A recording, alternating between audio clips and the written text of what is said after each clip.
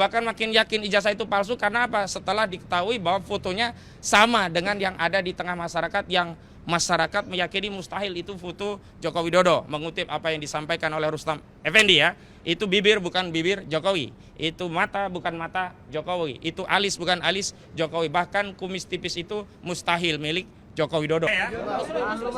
Baik, ya Mas Roy. Ya. Bismillahirrahmanirrahim. Assalamualaikum warahmatullahi wabarakatuh. Waalaikumsalam. Terima kasih rekan-rekan media yang sudah memenuhi undangan kami. Pertama-tama kami hari ini datang ke Reskrim Polda Metro Jaya menindaklanjuti apa yang kemarin sudah disampaikan melalui media berupa rekomendasi gelar perkara khusus, yakni dalam salah satu statement dari Direktur Kriminal Umum Polda Metro Jaya bahwa rekomendasi dari bagian pengawas penyidikan Polda Metro Jaya dalam gelar perkara khusus adalah menindaklanjuti proses penyidikan. Artinya penyidikan dilanjutkan dan dalam konteks itulah kami datang kemari. Pertama yang kami inginkan adalah nanti melalui surat yang resmi kami kirimkan adalah rilis resmi surat yang dikirim oleh bagian pengawas penyidikan kepada kami. Karena meskipun sudah ada konferensi pers yang diadakan oleh Polda Metro Jaya terkait hasil gelar perkara khusus, namun bagi kami selaku pendumas yang memohon adanya gelar perkara khusus itu sampai hari ini belum menerima resmi ya surat dari bagian pengawas penyidikan. Ini berbeda sekali dengan di Barreskrim Mabes Polri. Saat itu justru sebelum pihak Barreskrim mengumumkan hasil konferensi pers tentang gelar perkara khusus yang ujungnya menghentikan penyelidikan di Barreskrim, kami justru dikirimkan resmi oleh Biro Pengawas Penyidikan di Barreskrim. Mungkin ada perbedaan tindakan ya dari sisi profesionalisme, tentu karena kita mencintai institusi Polri, kita ingatkan bareng-bareng. Yang kedua yang paling penting adalah hari ini kami dalam konteks datang untuk meminta agar diadakan tes laboratorium forensik yang bersifat independen, yang hasilnya itu bisa kredibel, akuntabel, transparan, dan ini bisa dipertanggungjawabkan oleh para pihak dan tidak ada lagi pihak-pihak yang mengklaim itu tidak mewakili aspirasi begitu. Karena begini, kemarin saat gelar perkara khusus memang di luar agenda tentang penjelasan tahapan penyidikan, bukti-bukti apa saja yang telah disita, berapa saksi, berapa ahli yang dilakukan oleh penyidik Polda Metro Jaya, kami setelah melakukan diskusi panjang akhirnya diberikan izin akses untuk diperlihatkan bukti yang itu konon sebelumnya diperlihatkan oleh saudara Joko Widodo kepada relawan Projo saat itu Budi Aris Setiaji dan yang lainnya begitu. Jadi akhirnya ya bukti itu diperlihatkan kepada kami berupa apa? Pertama dokumen S1 UGM, yang kedua dokumen SMA. Jadi kemarin konteksnya adalah untuk mengkonfirmasi atau memastikan bahwa bukti itu benar telah disita oleh penyidik Polda Metro Jaya dan tidak dalam penguasaan saudara Joko Widodo dan tidak pula diperlihatkan kepada Projo saat di Solo di bulan Oktober yang lalu. Bahkan penyidikan sudah dilakukan sejak Juli begitu. Nah selanjutnya kami ingin meluruskan framing-framing di tengah masyarakat seolah-olah dengan ditunjukkan bukti itu perkara menjadi selesai. Seolah-olah itu adalah proses konfirmasi kehasilan ijazah. Keliru. Kami tegaskan bahwa proses untuk membuktikan perkara itu ada di persidangan. Dan hasil penafsiran terhadap bukti-bukti itu ada pada putusan hakim. Dan putusan itu adalah putusan yang berkekuatan hukum tetap atau inkrah van Gewitz. Dan putusan inkrah itu adanya nanti di majelis kasasi yang dikeluarkan oleh lembaga Mahkamah Agung Indonesia. Artinya kita semua harus menghormati dan bersabar karena begitulah proses berhukum dalam hukum acara pidana di negara kita. Ada putusan pertama, ada banding, ada kasasi. Nah disitulah tempat yang terakhir yang tidak ada lagi perbedaan penafsiran.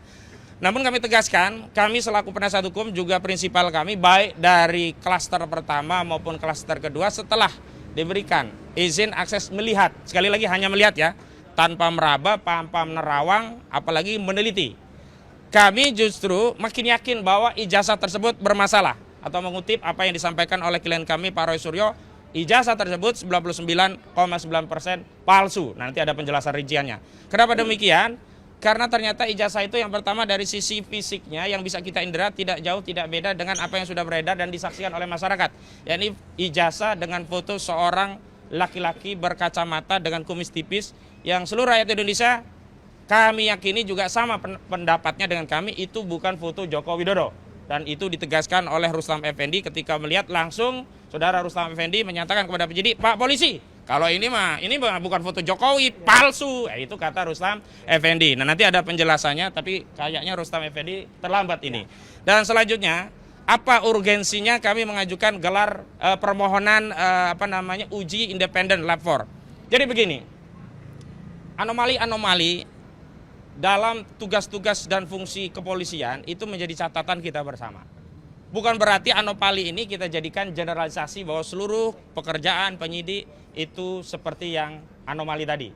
Tetapi kita ingin tegaskan bahwa setiap anomali, bentuk kasih sayang kita, rasa cinta kita pada institusi kepolisian, kita harus koreksi. Jadi keliru ya, kalau kita mengoreksi institusi kepolisian, memberi masukan itu bukan karena tidak percaya, apalagi membenci. Tapi kita ingin institusi kepolisian bekerja secara profesional, melayani semua pihak, bersikap adil, transparan, tindakannya kredibel, dan tentu saja akuntabel, begitu. Apa yang menjadi rujukan? Bahwa akhir-akhir ini dalam satu dasawarsa atau setidaknya dalam 2 periode kepemimpinan Saudara Joko Widodo, atau lebih spesifik saat Polri ini dipimpin oleh Listio Sigit Prabowo, sebelumnya oleh Tito Karnavian, itu banyak sekali anomali. Di antaranya apa? Kasus-kasus yang ternyata versi kepolisian itu bermasalah. Kasus Vina Cirebon, kasus Kopi Cyanida, kasus KM50. Dan yang paling penting adalah rujukan kami adalah kasus pembunuhan seorang anggota kepolisian berpangkat brigadir, yakni Brigadir Joshua Huta Barat yang ditembak mati oleh Barada Eliezer Budiang Tumeu atas perintah seorang Kadif Propam Mabes Polri, yakni Irjen Pol Verdi Sambo. Kita ketahui peristiwa itu awalnya dinarasikan oleh Kepala Bagian Penerangan Umum, saat itu Brigjen Muhammad Ramadan dari Mabes Polri. Itu peristiwanya adalah tembak-menembak, dan sudah ada hasil forensik dari internal kepolisian melalui dokter di internal kepolisian, melalui proses autopsi di internal kepolisian. Hasilnya adalah itu tembakan dari peristiwa tembak-menembak. Tetapi apa? Setelah dilakukan pengujian secara komprehensif dengan pendekatan crime scientific investigation, ternyata setelah dilakukan forensik ulang oleh kedokteran Universitas Indonesia, hasilnya berbeda.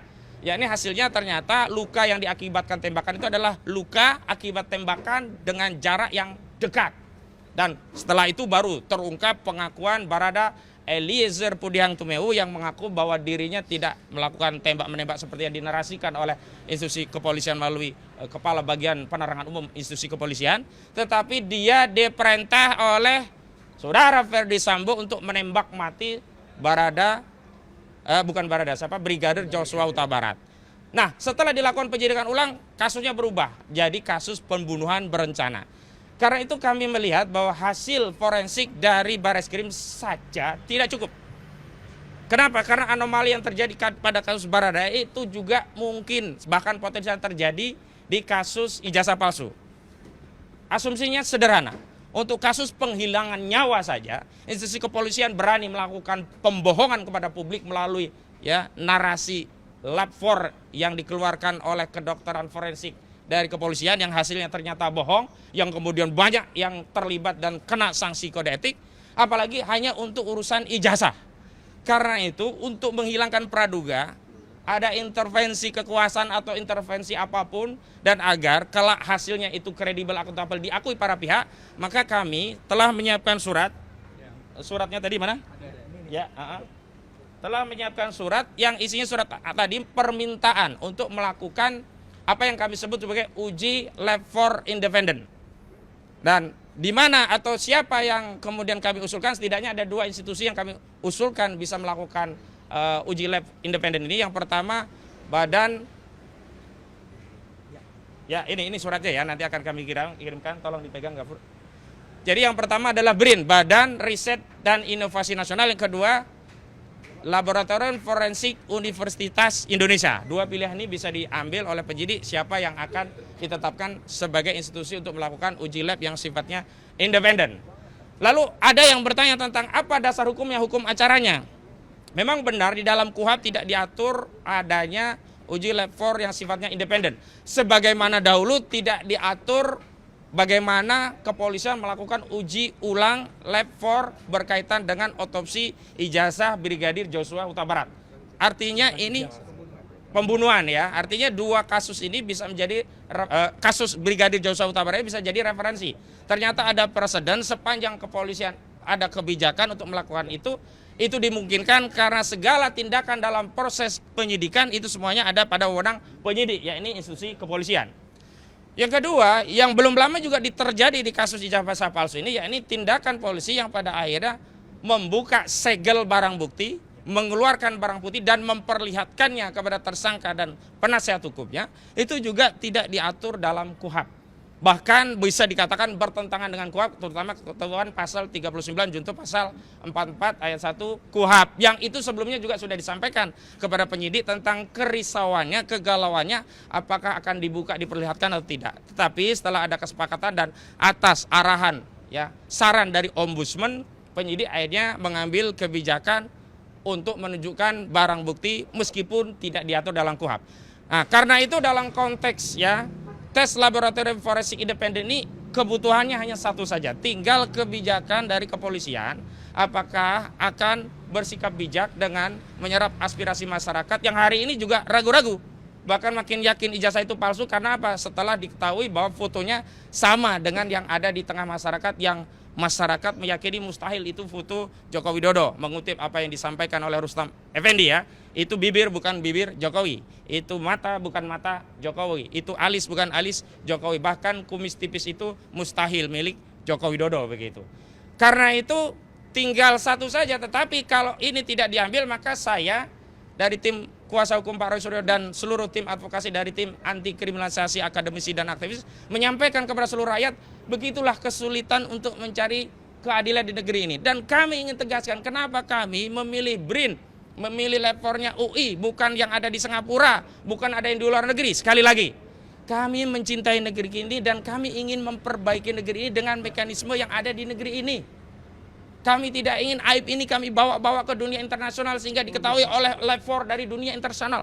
Cukuplah kita selesaikan dengan mekanisme yang ada di internal kita. Itu pengantar dari kami. Nanti ada pernyataan dari Pak Roy dan Pak Rustam. Jadi Pak Roy nanti mewakili dari layer yang pertama, Pak Rustam kedua Pak Rustam layer yang kedua. Tapi sebelum itu ada dari tim kami, Bung Gafur Sanghaji, tolong disampaikan sejumlah anomali-anomali yang juga ditemukan dalam kasus KIP yang juga beliau menjadi salah satu kuasa hukumnya. Silakan. Oke, terima kasih.